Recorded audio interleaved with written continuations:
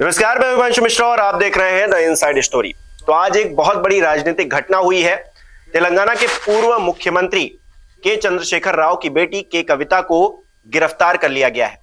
ED ने उनकी गिरफ्तारी की है। दिल्ली के कथित शराब घोटाले के मद्देनजर उनकी गिरफ्तारी की गई है। तो अब क्या अगला टारगेट या फिर अगला नंबर अरविंद केजरीवाल दिल्ली के मुख्यमंत्री का है?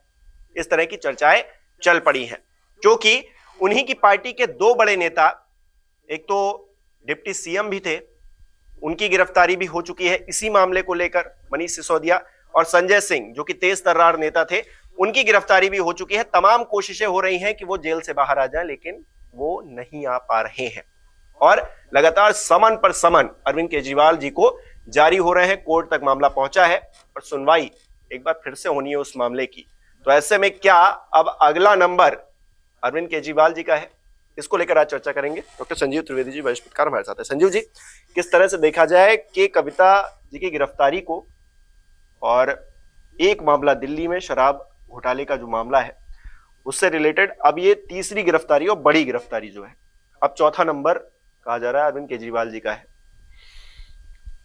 देश में चुनाव की घोषणा हो जानी है और जब हम बात कर रहे होंगे अगले दिन तो तारीखें आ चुकी होंगी और ऐसे में ये खबर जो है अपने आप में न केवल अपने तकनीकी पक्ष के साथ सामने आई है और उस पर बात करने की जरूरत है, बल्कि इसके सियासी पक्ष पर भी ध्यान देने की जरूरत है। तो पहले चूंकि आपने इसका तकनीकी पक्ष पूछा है, तो वो ये है कि दरअसल अगर इससे हम पूरे मामले को समझें तो नवंबर 2021 में एक पॉलिसी लाई गई थी, एक्साइज पॉलिसी दिल्ली सरकार के द्वारा, जिसके तहत दिल्ली में जो शराब की दुकानें थीं वो सरकारी दुकानें हटाकर प्राइवेट दुकानें खोली गई। और प्राइवेट दुकानें जो खोली गई तो उसके पीछे सरकार ने ये कहा, केजरीवाल सरकार ने, कि इससे बहुत रेवेन्यू कलेक्शन बढ़ेगा, आउटलेट्स बढ़ेंगी और साथ ही साथ जो कस्टमर्स है उनको फायदा होगा, क्योंकि जो रिबेट, डिस्काउंट वगैरह वगैरह देने का अधिकार है वो बहुत ज्यादा दिया जाएगा। प्राइवेट के जितने भी प्लेयर्स मार्केट में आने वाले हैं, अपने स्टॉल्स और कियोस्क्स और दुकानें लगाने वाले हैं। बिल्कुल, जब ये आई पॉलिसी तो उसके बाद हमने देखा कि किस तरह से दिल्ली में एक पर एक फ्री, मतलब शराब, इस तरह से लोग दूसरे राज्यों से आ रहे हैं कि दिल्ली में हम जाके शराब खरीदेंगे क्योंकि वहां पर भारी डिस्काउंट है। तो ये स्थिति हो गई थी उस वक्त। भारतीय जनता पार्टी के कई नेताओं ने सवाल भी खड़ा किया कि आखिरकार आप सबको शराब पिलवा देना चाह रहे हैं क्या? मतलब क्या स्थिति है? ऐसे राज्य जहां पर शराब बंदी है और एक राज्य दिल्ली, जी हाँ, वहां इस तरह देखिए कि उस वक्त ये नवंबर 2021 में सवाल जो उठाया गया इस पॉलिसी पर, उस वक्त करप्शन का नहीं था, नैतिक सवाल था, मॉरल क्वेश्चन। जो आपने कहा कि आप क्या चाहते हैं कि पूरे दिल्ली में हर जगह शराब की दुकानें स्कूल के आसपास हो जाएं और रिहायशी इलाकों के आसपास हो जाएं। उस वक्त किसी ने ये नहीं सोचा था कि ये मामला इस तरफ चला जाएगा। खैर, विरोध हुआ, लेकिन दिल्ली सरकार ने कहा कि देखिए इससे रेवेन्यू कलेक्शन 27% बढ़ा दिल्ली सरकार का, और उस 27% जो रेवेन्यू कलेक्शन एक्साइज का बढ़ा है उससे हम बहुत से काम दिल्ली में करेंगे दिल्ली वासियों के लिए। दिल्ली में ये काम बहुत से सरकार ने किए भी हैं, लोगों को ये लगा। लेकिन उसी वक्त जो दिल्ली के जो चीफ सेक्रेटरी साहब थे उनको इस पॉलिसी के तहत कुछ इरेगुलरिटीज दिखी, कुछ अनियमितताएं दिखी। उन्होंने एक पॉइंट आउट किया कि कोविड काल का नाम लेकर के लाइसेंस जो दिया गया था प्राइवेट लोगों को, वो लाइसेंस में 144 करोड़ की माफी दे दी गई थी। मतलब थोड़ा थोड़ा करके जितने भी लोगों ने लाइसेंस लिए थे उनको थोड़ा थोड़ा माफ कर करके 144 करोड़ का घाटा एक्सचेकर को, दिल्ली सरकार को लगा था। तो आखिर किस बात पर? तो कोविड का बहाना लेकर के ये किया गया था। तो उसकी उन्होंने जांच की अनुशंसा कर दी सीबीआई को और सीबीआई ने केस रजिस्टर कर लिया, जांच शुरू किया। तो पाया ये कि दिल्ली में अमूमन जिनको लाइसेंस मिला था शराब की दुकानें खोलने का, वो सारे के सारे ज्यादातर दक्षिण से आए थे, साउथ ग्रुप, खासतौर पर हैदराबाद, और यहीं से के कविता की एंट्री होती है। और वो सबके सब जो साउथ ग्रुप वाले थे उनके सीट्स पर के कविता थी, उन्हीं के ग्रुप के लोग थे जो बिजनेसमैन थे, जो यहाँ आकर खोल रहे थे। और कहा गया कि ये जो रिबेट है उन्हीं को दी गई थी। बदले में कविता ने अपने लोगों के जरिए आम आदमी पार्टी का गोवा इलेक्शन फंड किया था। अच्छा, तो ये त्रिकोण था, यहीं से कविता की एंट्री होती है। उनके खिलाफ केस रजिस्टर हो गया और उसके बाद ये पाया गया कि ये जो लोग हैं इसमें करीब करीब 300 साढ़े 300 करोड़ के आसपास का बेनिफिट आम आदमी पार्टी को हुआ है। कुछ इस तरह का केस सीबीआई में बना। अब चूंकि वित्त मंत्री सिसोदिया थे तो केस रजिस्टर हुआ उनके खिलाफ और भी कई लोगों के खिलाफ, 14 लोगों के खिलाफ। और फिर इस मामले में उनकी गिरफ्तारी भी हुई। मनी ट्रेल जो है वो कैसे कैसे किसको किसको मिला, तो पाया ये गया सीबीआई के अनुसार 2 करोड़ रुपए संजय सिंह के पास भी गए। तो ऐसे में इस मामले को ईडी ने ले लिया। उसे लगा कि बाहर से भी पैसे का आना जाना हुआ है, इसमें पीएमएलए का एक्ट भी लग रहा है, प्रिवेंशन ऑफ मनी लॉन्ड्रिंग, धन शोधन का मामला है ये, तो उन्होंने ले लिया। और जो गिरफ्तारियां हुई वो ईडी के द्वारा हो गई। अब ईडी के द्वारा जो गिरफ्तारियां होती हैं उसमें बेल नहीं होता है। सेक्शन 3 जो पीएमएलए एक्ट का है वो बड़ा ड्रैकोनियन है, उसके खिलाफ कोर्ट भी गए हैं लेकिन कोर्ट ने भी कुछ नहीं कहा। उसमें अधिकार ये नहीं है कि आप बेल मांग सकते हैं। एफआईआर होता है तो आप बेल मांग सकते हैं, लेकिन ईडी द्वारा गिरफ्तारी में ईसीआईआर होता है, उसमें गिरफ्तारी बहुत मुश्किल होती है बेल। तो आपने देखा होगा मनीष सिसोदिया अभी तक गिरफ्तार हैं, संजय सिंह भी गिरफ्तार हैं, बेल नहीं है, और अब कविता गिरफ्तार हो गई है। अब ऐसे में समन जो है केजरीवाल जी को किया गया। केजरीवाल जी को समन करने के पीछे तकनीकी कोई पक्ष नहीं है, वो एक्यूज्ड में नहीं है। कोई जो ईसीआईआर है जिसको एफआईआर बोलते हैं, तो ईसीआईआर में उनका नाम नहीं है, एक्यूज्ड के तौर पर, विटनेस के तौर पर भी नहीं है। तो आम आदमी पार्टी पूछ रही है कि भाई इनको आप कैसे गिरफ्तार कर रहे हैं, किस बिना पे कर रहे हैं, क्यों समन करते हैं, माफ कीजिएगा गिरफ्तार नहीं, क्यों समन करते हैं बार बार। लेकिन सुप्रीम कोर्ट ने पिछले साल एक सुनवाई में यह बात कही थी कि अल्टीमेट बेनिफिशियरी कौन है। आखिरकार आम आदमी पार्टी के पास ये पैसा गया ना, वो 300 साढ़े 300 338 करोड़ जो भी पैसा लाइसेंसेस के जरिए आपको फायदा हुआ वो वहां गया। दूसरा, इसी बीच इन्होंने क्या किया कि वो पॉलिसी को स्क्रैप कर दिया, खत्म कर दिया। तो लोगों का शक उस पर और बढ़ गया कि जब इतनी अच्छी पॉलिसी थी, आपने बहुत तारीफ किया था, तो अचानक खत्म कर दिया। आम आदमी पार्टी का कहना है कि सियासी तौर पर इतने मजबूत और प्रखर हैं आम आदमी पार्टी के नेता केजरीवाल कि केस को जबरदस्ती उन तक पहुंचाया जा रहा है। एक छोटी सी टिप्पणी करी थी सुप्रीम कोर्ट ने जब बेल मैटर की सुनवाई हो रही थी मनीष सिसोदिया की, कि आप मनीष सिसोदिया को तो घेर रहे हो, सुप्रीम कोर्ट ने पूछा, लेकिन इसमें जो अल्टीमेट बेनिफिशियरी हैं वो तो आम आदमी पार्टी है और आम आदमी पार्टी के सुप्रीमो केजरीवाल हैं, तो पैसे के बारे में तो उनको आइडिया होगा ना, तो आपने उनको तो बुलाया नहीं। तो ये बात जो कह दी, यहां से एक नया कोण खुल गया। और उसके बाद से फिर अब केजरीवाल जी को अभी तक 8 समन दिए जा चुके हैं। और यही डर है कि जब कोर्ट में अभी निचली अदालत में इसको लेकर बात हो रही थी तो कहा गया कि हम अदालत भी नहीं जाएंगे, मतलब अदालत में पेशी को लेकर वो चीजें चल रही थी कि हम अदालत, मतलब ये एक तरह का क्या डर है कि हम जाएंगे तो हम फिर वापस नहीं आएंगे।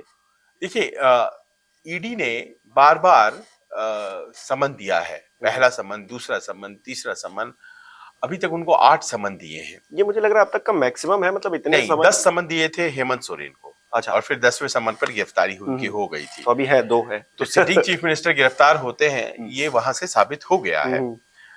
तो अब देखिए कि 8 समन दिए, तो 2 समन, छठे समन के बाद संभवतः केजरीवाल जी कोर्ट चले गए, केजरीवाल जी नहीं, माफ करें, ईडी कोर्ट चली गई और कही कि देखिए हम इन्हें बार बार बुलाते हैं, ये आते नहीं है। वो सीधे गिरफ्तार कर सकते थे हेमंत सोरेन की तरह, लेकिन उन्होंने इस बार कोर्ट का रुख किया, बोला कि ये अवमानना करते हैं और ईडी को किसी को भी बुलाने का अधिकार है, वो विटनेस हो, एक्यूज्ड हो, नहीं हो, किसी को भी बुला के इस मामले में जानकारी ले सकती है वो, तो ये आते क्यों नहीं है। इस पर इनको बुलाया गया कोर्ट के, आप आइए, तो ये कोर्ट भी नहीं गए। कभी मैं चुनाव प्रचार में हूं तो कभी मैं बजट पेश हो रहा है तो कभी उन्होंने वीडियो कॉन्फ्रेंसिंग से जाऊंगा। लेकिन 16 यानी कि कल, आज हम लोग 15 मार्च में बात कर रहे हैं, 16 मार्च के दिन ये कहा गया कि आपको आना है, 16 मार्च को आपको पेश होना है कोर्ट में और बताना है कि भाई आप क्यों नहीं जाते हैं समन पे। तो ईडी ने इस तरह से फांसने की कोशिश की। तो जब कोर्ट ने कहा, मेट्रोपॉलिटन मैजिस्ट्रेट ने कहा, एसीजेएम जो होती हैं उन्होंने कहा तो भाई आपको आना है, तो ये उसके ऊपर चले गए सेशन कोर्ट में। डिस्ट्रिक्ट कोर्ट में ही जो सेशन होता है, सेशन कोर्ट के पास चले गए। वहां उन्होंने कहा कि देखिए हमें बार बार बुलाया जा रहा है, लेकिन आज खबर यही है कि कल बुलाया गया है कोर्ट में, आज सेशन कोर्ट ने इनकी इस याचिका को खारिज कर दिया और कहा कि नहीं नहीं, आपको मैं वो ये नहीं कह सकता कि आपको नहीं आना है, ये कैसे हो सकता है। और अगर आपको पर्सनल अपीयरेंस नहीं करना है, वीडियो कॉन्फ्रेंसिंग करना, तो फिर आप वापस उसी कोर्ट पे जाइए जिस कोर्ट ने आपको कहा था आने के लिए। तो इनके ऑप्शंस क्लोज होते जा रहे हैं। अब वो कोर्ट में कल संभवतः जाएंगे, अभी तो गुजरात दौरे पर हैं, और अगर वो कोर्ट जाते हैं और उन्हें कह दिया जाता है कि आपको ईडी के दफ्तर जाकर के और जांच में सहयोग करना चाहिए, तो उनके पास ऑप्शन नहीं बचते हैं। और ये लाजिम है क्योंकि भारतीय जनता पार्टी बार बार ये कह रही है, दिल्ली प्रदेश की खास तौर पर, कि वो गिरफ्तार होंगे, वो गिरफ्तार होंगे, वो गिरफ्तार होंगे। तो ऐसे में एक स्वाभाविक डर जो है वो हो गया है। अब इस तरफ चुनाव भी सामने आ गए हैं और केजरीवाल जी और उनके सहयोगियों का ये मानना है कि दरअसल हमें चुनाव से दूर रखने के लिए गिरफ्तार किया जा सकता है, क्योंकि केजरीवाल मॉडल ने दिल्ली में टक्कर दिया है। अब केजरीवाल पंजाब में भी लड़ रहे हैं चुनाव, और भी गोवा और दूसरी जगहों पर भी लड़ रहे हैं, दिल्ली में लड़ रहे हैं, तो हमें सीन से हटाया जा रहा है। तो ये एक टेक्निकल मामला और सियासत दोनों का घालमेल हो गया है। पर अगर अरविंद केजरीवाल जी की गिरफ्तारी होती है, अब हमें तो नहीं पता कि होगी कि नहीं होगी, क्या होगा, लेकिन अगर होती है, संभावनाओं पर बात की जाए, तो फिर किस तरफ राजनीति मुड़ जाएगी? क्योंकि एक पार्टी, एक ऐसी पार्टी जो आंदोलन से निकली और उसके नेता करप्शन के मामले में, मतलब उनका तो जो मेन मोटो था वो कांग्रेस के खिलाफ जिस तरह से करप्शन के मामले निकलकर उस दौर में सामने आ रहे थे, वहां से पार्टी निकली और एक करप्शन के मामले में उनके दो नेता वैसे ही बड़े अंदर, और अगर वो चले जाते हैं तो क्या संदेश जाएगा और आम आदमी पार्टी क्या फिर संभल पाएगी? मतलब संभावनाओं पे ही बात कर सकते हैं इसमें। अभी देखिए, तो आम आदमी पार्टी एक ऐसी पार्टी है जो सबसे नई पार्टी है, लेकिन आज 2 राज्यों में उसकी सरकार है।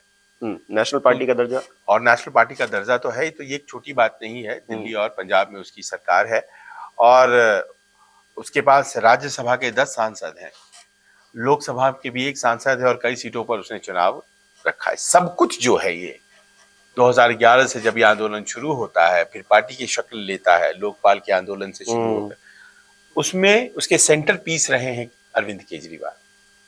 उसके सेंटर पीस के तौर पर अरविंद केजरीवाल, राजनीतिक तौर पर वैसे तो अन्ना हजारे जी थे, लेकिन उसके बाद से इवॉल्व करती गई, पार्टी का रूप लेने के बाद तो केजरीवाल ही थे। और उन्होंने ही यह आंदोलन खड़ा किया, पार्टी बनाई, फिर पार्टी को 2 जगह सरकारें मिली। वो वाराणसी में प्रधानमंत्री मोदी के खिलाफ 2014 में चुनाव भी लड़े। उन्होंने दिल्ली की मुख्यमंत्री शीला दीक्षित को हरा दिया, जो 15 सालों से मुख्यमंत्री थी। तो बहुत ही बड़ी उनकी पॉलिटिकल लेगेसी है। पर आम आदमी पार्टी के साथ दिक्कत देखिए यहाँ है कि आम आदमी पार्टी पर्सनालिटी सेंट्रिक है, एक व्यक्ति आधारित वो पार्टी है। वो पार्टी जैसे कम्युनिस्ट होते हैं, वो विचारधारा आधारित होते हैं, उसमें व्यक्ति बदल सकते हैं। एक विचारधारा इतनी मजबूत होती है कि वो पीढ़ी दर पीढ़ी जो है वो चलता चला आ रहा है। वो कमजोर हो गए हैं, वो मजबूत होंगे, लेकिन विचारधारा रहेगी। पार्टी खत्म भी हो जाएगी तो भी मार्क्सिस्ट विचारधारा कहीं नहीं जाने वाली है। भारतीय जनता पार्टी एक विचारधारा है। आज प्रधानमंत्री मोदी पर्सनालिटी सेंट्रिक जैसा लगने लगा है, लेकिन वो राष्ट्रवाद, हिंदुत्व की एक विचारधारा पर जब प्रधानमंत्री मोदी पिक्चर में नहीं थे तब भी चलता था। नरेंद्र मोदी नाम का कोई व्यक्ति जब नहीं था तो भी भारतीय जनता पार्टी, या यूं कह लें कि उसके पहले जनसंघ, वो काम कर रही थी। वो फिर स्वयंसेवक थे और उसके बाद फिर वो गुजरात के मुख्यमंत्री बने और उसके बाद फिर वो भारतीय जनता पार्टी में सक्रिय होकर प्रधानमंत्री बने। तो चलिए, पर्सनालिटी आज की तारीख में भारतीय जनता पार्टी के उस विचार पर भी हावी सी लगती है, लेकिन विचारधारा है उसके पास। आम आदमी पार्टी के पास विचारधारा कौन सी है? वो विचारधारा के न होने से पूरी तरह से वो व्यक्ति पर आधारित है, और वो व्यक्ति को अगर आप गिरफ्तार कर लेंगे तो उसके दो परिणाम हो सकते हैं। एक तो लोगों के अंदर एक भावनाओं का उबाल आएगा, सहानुभूति आएगी, और सहानुभूति आएगी तो हो सकता है वोट संख्या बढ़ जाए। लेकिन कई बार ऐसा देखा गया है कि उस व्यक्ति के न होने से वो पार्टी ही कमजोर पड़ जाती है, और कोई सेकंड लाइन अगर नहीं होता है। अब देखिए ना, आप जनता दल यूनाइटेड बिहार में जो नीतीश कुमार है, उनका कोई सेकंड लाइन है ही नहीं। आइडियोलॉजी जो उनकी है वो सबकी आइडियोलॉजी है, वो आरजेडी में भी वही आइडियोलॉजी है, कमोबेश कांग्रेस में भी वही आइडियोलॉजी है। तो उनके समर्थक, कोई और वजह नहीं है कि नीतीश कुमार अगर राजनीति हटते हैं तो वहीं रह जाए, वो कहीं भी जा सकते हैं। उनकी कोई यूनिकनेस नहीं है, आम आदमी पार्टी की कोई यूनिकनेस नहीं है। सारे कांग्रेस के काडर जो हैं वो आम आदमी पार्टी में चले गए हैं दिल्ली में, और ऐसा ही पंजाब में भी हुआ है। तो जाहिर है कि फिर वो पार्टी कहीं कमजोर पकड़ के डगमगा न जाए, इस बात का बहुत बड़ा खतरा है। शॉर्ट टर्म में हो सकता है कि कुछ वोट्स मिल जाए, चुनाव है सामने में, और इसी कारण से आम आदमी पार्टी को लगता है कि हम मजबूत हो जाएंगे। लेकिन ये एक तकनीकी पक्ष जो जुड़ा हुआ है उनके साथ, और देर सवेर उनके ऊपर ये मुश्किल आएगी। ऐसा बहुत लोग मानते हैं कि गिरफ्तारी उनकी करेगी ईडी, और वो इसलिए क्योंकि अल्टीमेटली जो पैसे अगर लाभ हुए हैं एक्साइज पॉलिसी वाले मामले में, तो वो पैसा पहुंचा है आम आदमी पार्टी में। जो मनी ट्रेल बनाने की कोशिश की गई है वो कितना सही है कितना गलत है कोर्ट को तय करना है। लेकिन अगर वो आखिरी में आम आदमी सुप्रीमो के निर्णय पर सब कुछ आधारित था, वो एक्साइज पॉलिसी भी, अगर पैसे आए थे तो उसका निष्पादन खर्च कहाँ कैसे हुआ, तो वो सारी बातें पूछी जानी है। और अगर उसमें उनकी भूमिका पाई जाती है तो फिर जाहिर है कि उसमें गिरफ्तारी हो जाएगी। अब इस गिरफ्तारी की जो टाइमिंग है वो इम्पोर्टेंट है। कोर्ट ने बहुत मदद तो नहीं किया है केजरीवाल जी का, तो ऐसे में देखना है कि 16 मार्च यानी कि कल जब वो जाते हैं उस वक्त उन्हें कोर्ट क्या कहता है, और अगर फिर से ईडी के पास वो पहुंचते हैं, इस मामले में जाना नहीं चाहते हैं, वो इतने समन नहीं गए हैं, तो क्या ईडी उन्हें गिरफ्तार कर लेगी। चलिए ये तो कल बताएगा, क्योंकि भविष्य में ही छुपा है इस सवाल का जवाब, और इस सवाल का जवाब अभी तो कोई नहीं दे सकता है। लेकिन आने वाली जो राजनीति है वो समय समय पर संकेत देती रहती है, और के कविता की गिरफ्तारी ने बहुत प्रबल संकेत दिए हैं कि अरविंद केजरीवाल जी का अगला नंबर हो सकता है। हम यहाँ बैठकर कुछ भी नहीं कह रहे हैं, वो ईडी को डिसाइड करना है, और अरविंद केजरीवाल जाएंगे या नहीं जाएंगे, कोर्ट में भी मामला है, तो तमाम तरह से वो चीजें सॉल्व होंगी। लेकिन ताजा अपडेट आपको न्यूज़ 24 पर मिलती रहेगी। आपके क्या विचार हैं हमें कमेंट करके बताइए। बहुत बहुत शुक्रिया।